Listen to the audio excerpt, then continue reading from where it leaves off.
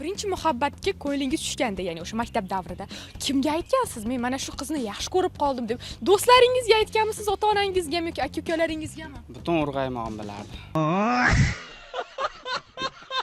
Hammaga aytib berardi. Nima desam ekan, ichimda gap turmaydi-da. Shu qiziq bilan hangama qo'ysa, sizga ham aytib ketyapman mana qarang. Hozir kimga yaxshi ko'rishingizni aytasiz? Albatta, birinchi navbatda onamga uyda o'tiribdi, sizni yaxshi ko'raman onajon. Nasibagachi? Nafisa. Ya qarang. Chakashtirmangda. Meni sog' qo'ymaydi. Nafisaga bo'lmasam aytmaysizmi sevgisi? Yo, Uchrashaman deyapsiz. Balkim taqdir bo'lsa uylanaman deyapsiz. bir kun ko'z-ko'zga tushadi albatta. Ko'zlaringni qorasini, kipriklaring shodasini, sochlaring qirq tolasini sog'inaman.